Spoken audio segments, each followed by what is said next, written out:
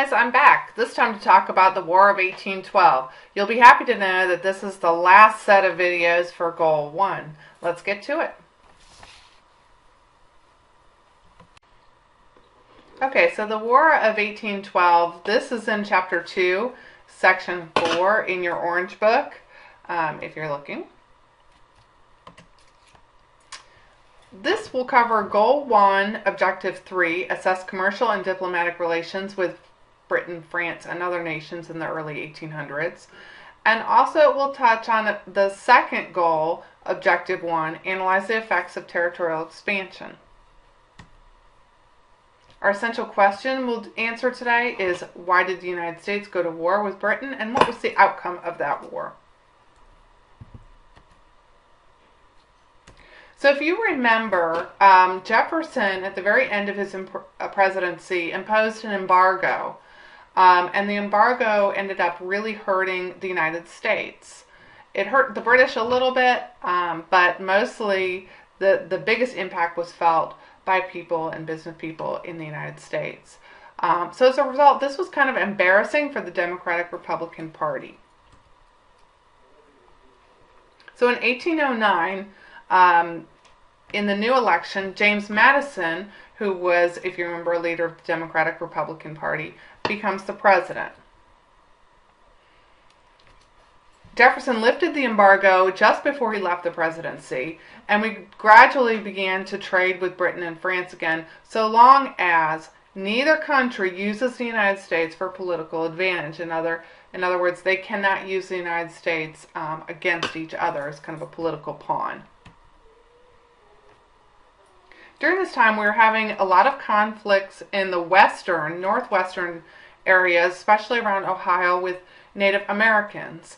The Native Americans are led by Tecumseh, who's a Shawnee warrior from the Ohio Valley, and he works with his brother to basically organize groups of Native Americans to resist Americans moving west. In the Battle of Tippecanoe, probably the most well-known battle with Tecumseh, Governor Harrison leads troops into Prophetstown, which was the hometown area for Tecumseh, and they burned it. And this was while Tecumseh was away. He was working in the South to rally more Native Americans to resist settlers moving west.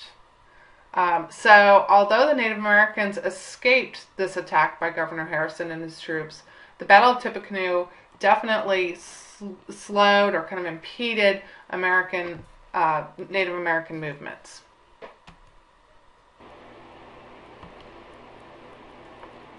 So the Warhawks were formed in about 1811, and this was a group of young nationalist politicians representing farmers and settlers, mostly in the northwestern parts of the country.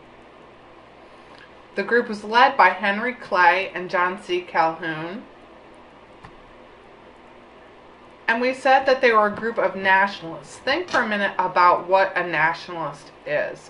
What is nationalism, and what is someone who has a lot of nationalism?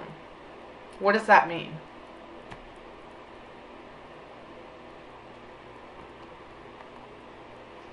The Warhawks pushed for a war against the British in Canada to restore national honor.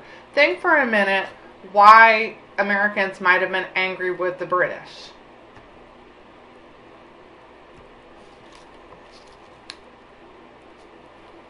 First of all, they were angry about British impressment of U.S. ships. They were also angry about British providing weapons and supplies to the Native Americans in the Northwest to keep settlers from moving west.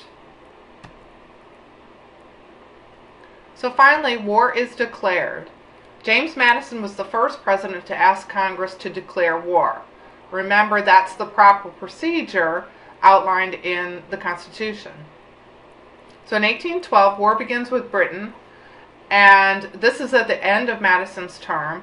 He is barely reelected for a second term. What does this tell you about the voters' opinions of the war? Clearly, many people did not wholeheartedly support the war. We're going to stop there, and we'll pick up in the next video with the events of the War of 1812.